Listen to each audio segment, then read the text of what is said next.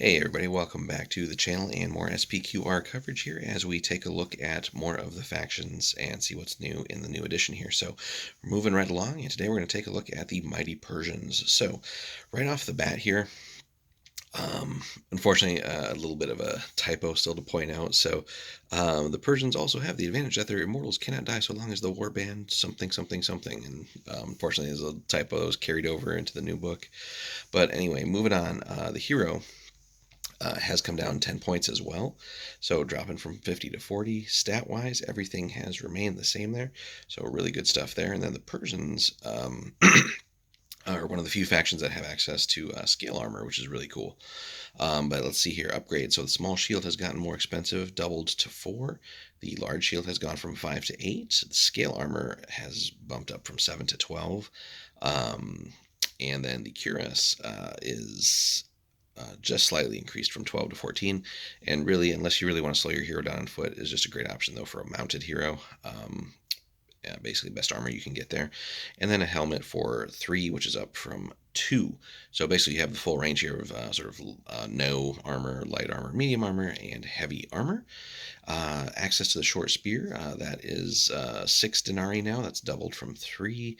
And short spears are, again, much more useful in this edition with reach and the fact that parry is not a thing anymore. Sword has dropped from 5 to 4. We've seen that pretty standard there from heroes. The bow has gone up 1 point. The hero does have the option to get 3 javelins. Those have doubled from 4 to 2 apiece.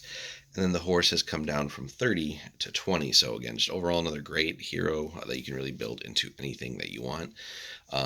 Very important that the base cost has dropped by 10, just because, again, a lot of the other things have gone up overall in points. So you still end up roughly close to where you were before. But again, overall, the mounted hero is going to be much cheaper because you have that 10-point horse discount as well. So, and Persians can definitely do some good things with cavalry. We move on next to the premier infantry unit that they have, and that's the Immortals. And these guys have seen a pretty big increase here from 16 points before to 24. And I got to say, some of it's warranted, but they kind of miss out. So, if I'm looking at legionaries and the Macedonian Royal Guard so far, we haven't gotten to the Spartans yet. That'll be coming up next. But these guys now feel a step behind. They're still really good, don't get me wrong, but let's take a look at the stats first. So +2 to melee. All the minion units have dropped down to 1 melee dice, so that's in line with everything else. Agility is really good, +2. Bravery is really good for these guys, and armor, because they come stock with scale, so that's all well and good. And they really do come with a lot of gear here, right? So as far as that's concerned, and the points, that's all well and good there. That's fair. A bow, scale armor, short spear, small shield, and sword already. So yeah, that's a lot. You do have the option to bump them up to a large shield for 2 points apiece. That's stayed the same. The horn is still 10, and then the standard, as we've seen everywhere else, has dropped from 25 to 5. So that's all great. The problem is the again the Imperial Legionaries, or sorry, actually I should say the Praetorian Guard and the Macedonian Royal Guard have gotten that fearsome rule, and I think that's really what helps sort of set them up above others. The Immortals, unfortunately, get a rule that's still very cool and very in line with sort of their flavor, the history, and sort of the mythology around them, but it's only really relevant for campaign games. So basically, at the end of the battle, as long as you have surviving levy models, those get filtered into the immortal unit on a 1-for-1 basis, so that way you're not paying points to replace or anything like that. And that's really cool. I love that ability, but that doesn't help you in a regular game. And I feel like these guys really would have benefited from fearsome reputation, especially for the points cost that they've gotten. 24 points base, 26 if you want to upgrade them into the large shields. And I just feel that, yeah, they can do just about everything, right? They've got good armor. They can shoot you as they get closer to you, and then they can mix it up pretty well in combat and all that. But I think for the points, mid 20s, high 20s, they really, I think, could have benefited from that, or just as they are now, maybe should be like 2 points cheaper base cost. But yeah, that's just a personal opinion there. We'll have to see how it plays out in games. But yeah, I just feel like they're just a little bit below those other two units that we mentioned. But we'll have to see how they also fit in with the Spartans here coming up. But let us know in the comments, guys, where you feel you've been using Immortals and how they've stacked up for you initially in the first edition, and then what you think of the changes here. So definitely eager to hear from you guys. All right, guys, we come next to the Cavalry man, and one of the few units to actually see a decrease in point cost. So he's gone from 18 down to 17, minor decrease. Stat-wise, again, everything stayed the same, except as with all minion units, melee dice are at 1 now. And this is interesting for a Cavalry unit because whereas others are kind of more predefined in their roles, we see a lot of like light, medium, heavy cavalry in the other factions. The Persian cavalryman is sort of a blank slate here. You have a horse, and that's your only equipment. You can then build them into whatever you really need them to do, and in that sense, that's really cool. You can basically kind of get all levels of cavalry again, sort of light cavalry, medium, and heavy. If you want to go that route, you want to have like a mobile shooting unit, you can do that. There's just so much that you can go with these guys. So on the armor front, you can go with, and again, the armor there 0 is correct because horses don't provide armor anymore. But you can go with Lionothoraxes for 5. I really feel like that probably should have been scale armor. But that's carried over from the previous edition at 5 points. Cuirasses have come down drastically in points. They were 15 apiece before. They're only 7 now. That's a steal. So getting like relatively cheap heavy cavalry out of that is nice. Small shields for 2, that has stayed the same. Barding has drastically dropped too, so if you really want to go super heavy on your cavalry and just have like a ridiculous save, Barding has dropped from 10 to 3, so very affordable. Long spears have come down from 5 to 3. Swords have stayed at 2. Bows have dropped from 3 to 2. So again, you have a great set of armor packages here, and weapon-wise, you can also pretty much do whatever you need to. Interesting here that long spears is the only option here. I feel like they probably should have had short spears as an option if you wanted to go that route too, but nonetheless, still everything's great here. Javelin still, if you want to go that route, only up to 2. But at 2 apiece. You can also replace the horses with camels for free. So again, dipping into a whole other cavalry type there. And again, it's great for the hobby and modeling aspect of it too. So again, really is blank canvas here that you can do just about anything with. And then as is normal, a horn for 10 and a standard for 5. So again, just great overall cavalry unit. So just a fantastic part of the Persian forces here. And again, really your opponent won't necessarily know exactly what to expect out of your cavalry, just because you have so many different build options here. And honestly, I mean, you could just go all in with every single piece of gear and have a mobile tank that also shoots people if you really so desired. So, or just like fast camel riders and other things like that. Just lots of craziness here. The levy then is sort of your main infantry unit as far as just building or getting quantity in large units here, taking the horde approach. They were 5 before, which was really good considering just how cheap that is, and even then after loading up some gear, you can still have quite a few of them. Now they're 7 points apiece. Stat-wise, everything has actually stayed the same. They only had 1 melee dice before, so that's fine now. And equipment is either short spear or sword to start with. So you choose basically how you want to equip them. Again, short spears are very useful in this edition now with reach. Helmets have bumped up from 2 to 3. The Spara from actually stayed at 5. Okay. Small shields stayed at 2 as well. Bows, if you want to go that route, at 2. And then interestingly here, we can basically make them better. So you can increase their melee ability to +2 for 2 denarii each. So really, if you want to get more combat work out of these guys, you can. And still very reasonable. That's with no other gear, that's still just 9 points apiece. Very, very reasonable. And really, I think, if you're building for combat, then you'll focus on maybe a little bit of armor for them, some form of shield, and bumping their melee up.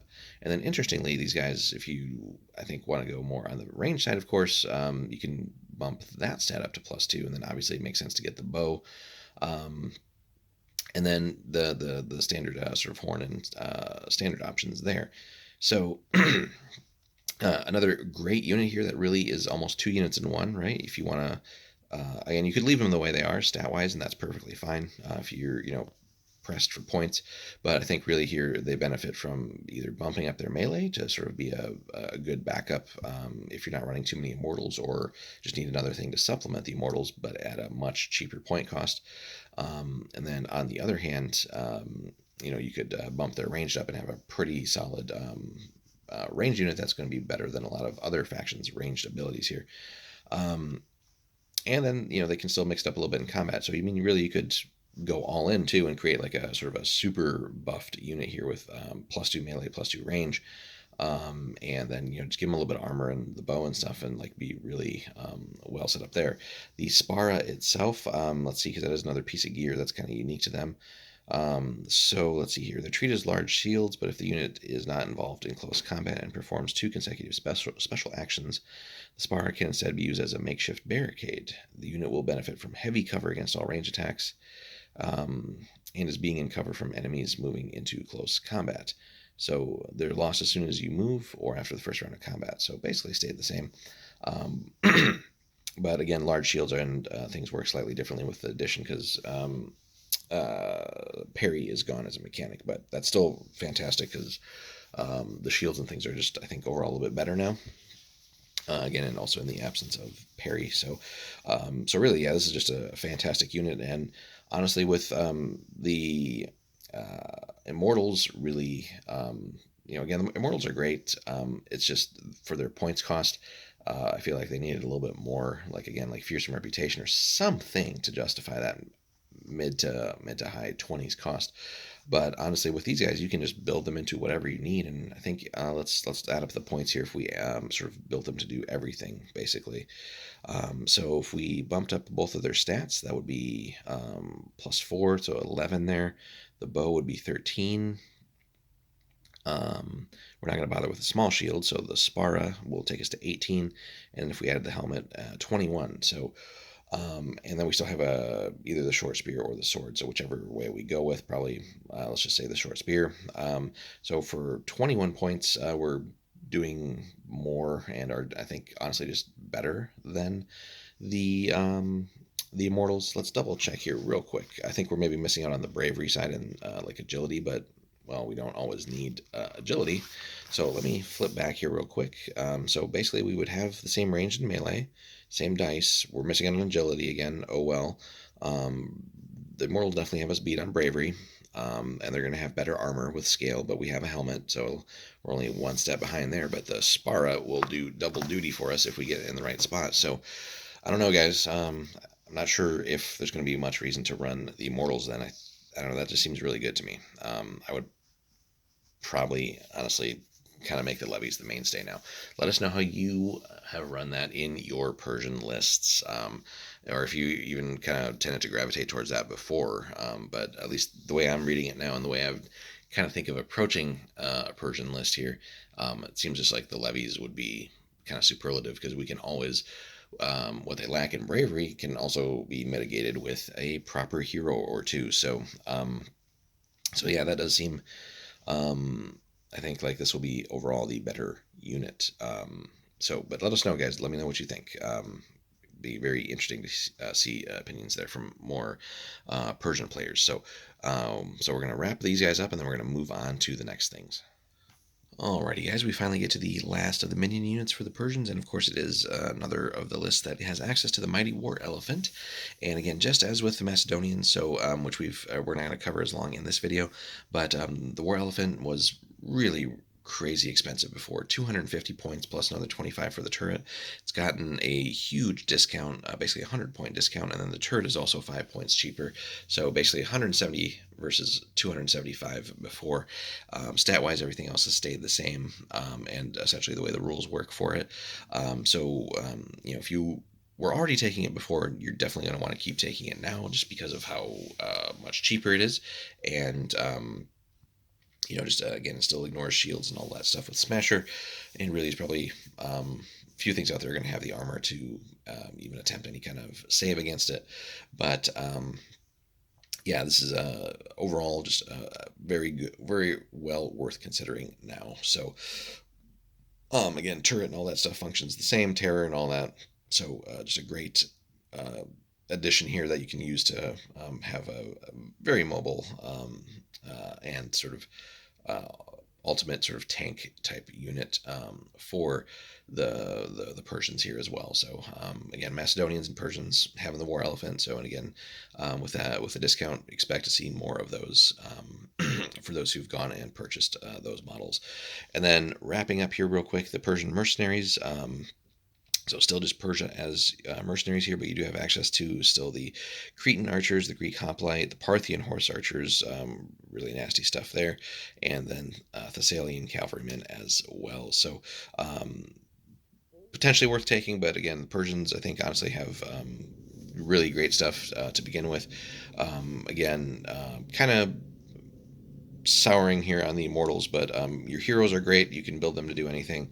The cavalrymen can be anything you need it to be, and then the levies as well. So between those, even though you don't maybe have as many different unit types sort of on paper, that some of the other factions like Rome and Macedonia do, that's fine. Again, your cavalry unit can really be like almost up to 2 or 3 different types of cavalry unit, and your levy unit can be your main ranged unit, pretty solid combat unit, all that fun stuff. So yeah, you don't need that many different unit types. You have it all kind of in one place there, and you know if you want to, you still have the immortals as well.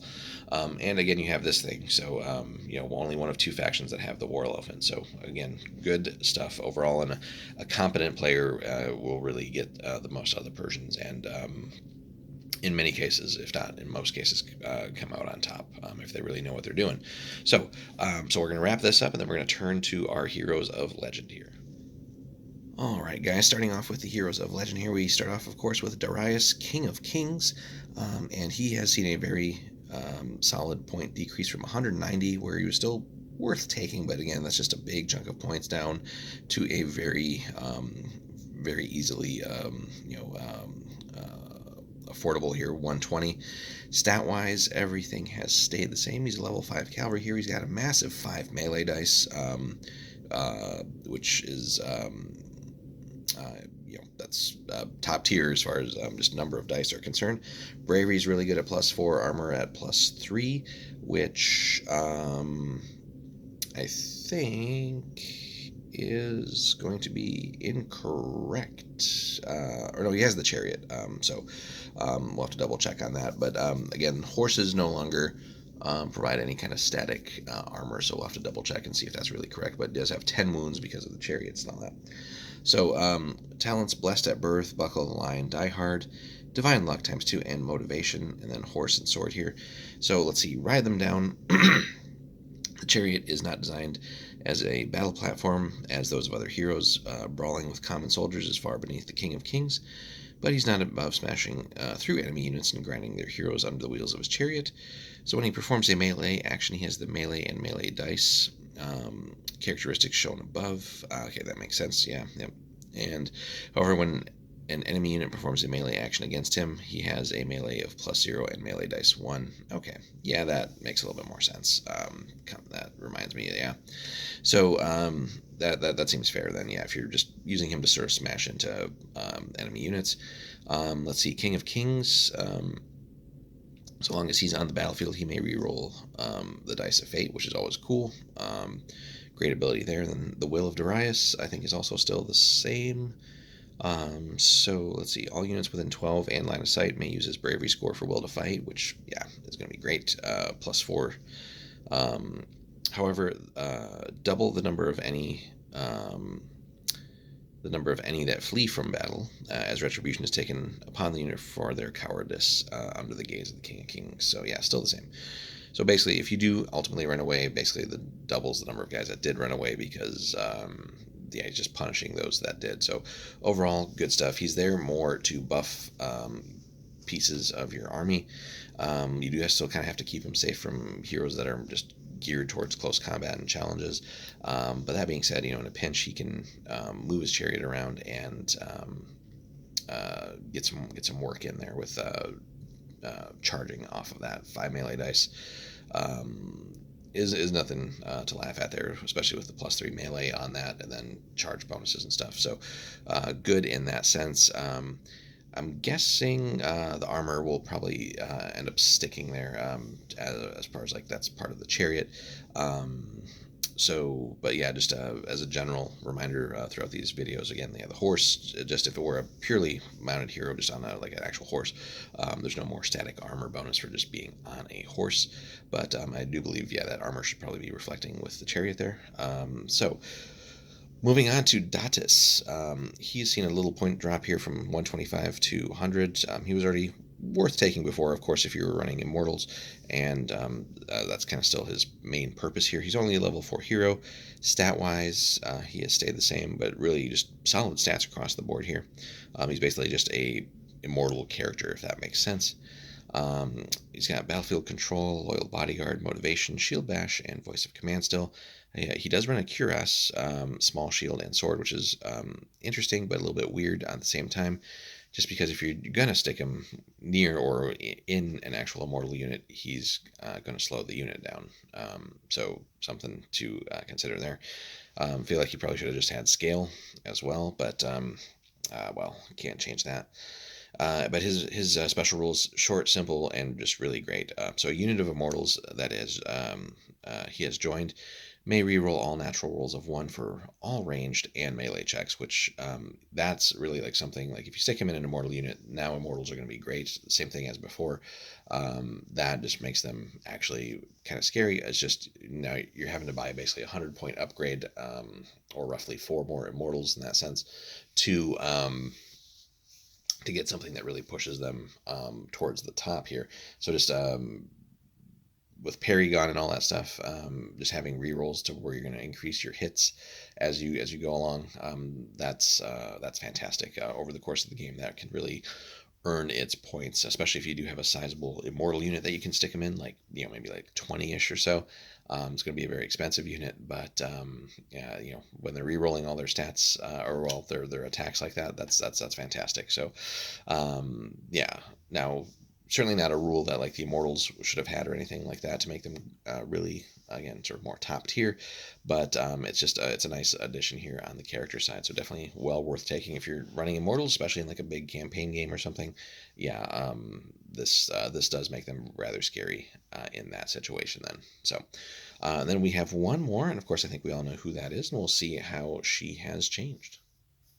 Alrighty, guys, we get to the end of the Persians, and it is Artemisia herself, the baddest warrior here in the game. In first edition, kind of thought that between kind of a toss up almost between her and Leonidas as to just really like the single best, like just absolute combat badass. Still kind of a toss up. We'll have to see what and how Leonidas has changed. But Artemisia was already great before, just super expensive at 225 points. But I mean, that being said, in the right situation, she could easily carve her way through your heroes and potentially some other units and stuff too. So she was already a badass before. Now she's basically gotten almost a 100-point discount at, again, 133. And again, kind of a pet peeve of mine just from seeing some of these hero point costs now. Could we not have just made it 130 or 135? Like, how are we getting that extra 3 points there? Like, let's just make it nice and easy to remember in multiples of 5. Stat wise, she's really good still. +2 range, +3 melee, 3 melee dice, which seems low, but once you see her special ability, then you realize that like, yeah, it's almost never going to be 3. +3 agility, +4 bravery, armor of only 1. She is a little bit squishy in that sense, but she does have 6 wounds, but a bucket load of talents there, so she has all of those still from the previous edition. And she comes with a bow, leather armor, and 2 swords, so she's a dual wielder. And then her emasculator rule is just hilarious, but B, really ridiculously good, and so it's almost unlikely that you're going to have a hero or heroes that are going to stand up to her for long. And a neat little trick you could always do with the Persians is have a couple of friendly heroes nearby that are just kind of geared to be survivable, but basically they're there to provide her with extra melee dice, almost like sort of like a batteries that she can siphon off of to get more melee dice, and then the sort of the trio of them can kind of go hunt your heroes. But anyway, for every male hero, friend or foe, within 12, she gains a bonus melee dice. So again, that's why I was saying keep a couple of friendly heroes next to her, just dirt cheap ones, but survivable as much as they can be. Then, in addition, all male heroes within 12, again, friend and foe, lose a melee dice. So, like I said, your heroes are going to lose a little bit, but that's why you want them just there to survive as much as they can while she does her thing, which will, with all of her talents and stuff like that, quickly make short work of other heroes. So yeah, so basically she buffs up essentially the more heroes are around her, but she also drains them of melee dice. Again, friend or foe. So you want to keep like your more important heroes away from her. But like I said, her and a couple of other friendly heroes can then go chase down other enemy heroes, and so at minimum, your hero is going to be down a melee dice, which really should put her over the edge, and she'll be up at least one if it's just a one-on-one situation.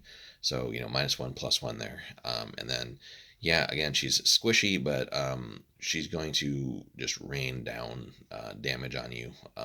And between all of her talents and all that stuff, you're going to be kind of hard pressed to get saves in. She's going to put wounds on you rather fast. So, and like I said, if you do have a couple other heroes around or friendly heroes, or hell, even some of the other enemy heroes, if they're within 12, but maybe otherwise occupied, again, she's going to make them weaker, which might affect other parts of the battle, but she's going to be stronger as well. So, not atypical here to see her at like 5, 6, maybe even 7 dice, and then it just gets progressively more frightening the higher her dice count gets with again how her talents and all that kind of stack up and benefit her dual wielding style. So the only thing we're really missing is an actual model warlord. So and kind of actual like releases for the Persians. So like yeah, they have models for Hail Caesar, but Persians have yet to get the SPQR treatment, which they have all the models essentially for it, except for Immortals, I believe. I don't think they really have that. They do have the Chariot here with Darius if you want to go that, but there is no Artemisia model. So, and I don't know if any other manufacturer has one. Or if you'd have to like kit bash something. But let us know in the comments, guys, if you do know. It would be nice to see one kind of modeled after Artemisia from 300, just to have it like be a really like dynamic figure. But yeah, wishful thinking probably there. But yeah, just overall, yeah, she's frightening. And again with basically that nearly 100-point discount now, I would imagine you should be seeing her a lot more, should be using her a lot more if you're Persians, and coming soon to a battlefield near you for enemies there and something frightening that they'll have to deal with. So overall, all 3 Persian heroes, really good stuff. Again, you got just pure combat insanity with her. You got Datis basically making Immortals really good, and then Darius kind of sort of directing the whole show there. Um, so yeah, really really good. Persian's still a overall great faction. I would put them towards the top. Again, assuming of course a capable commander and all that stuff. But let us know your thoughts overall, guys, on the changes to the Persians here. What are you looking forward to? What is maybe like maybe you didn't like so much? And for those who've played against Persians, seeing these changes, do you think you have a better chance now, or do you think that things are going to be tougher for you if you do have like a regular Persian opponent? Be happy to hear from you guys. Let us know in the comments, guys. Hit us up with a like and a subscribe if you haven't already. Got plenty more content coming for you guys. And also, if you want to support the channel even more, check out the link in the description there. Head over to Warlord, and that will help you guys. Or whatever you get there will help come back and support the channel a little bit, and we do appreciate everybody who's been doing that. Hope you enjoyed, guys. We'll see you in the next one.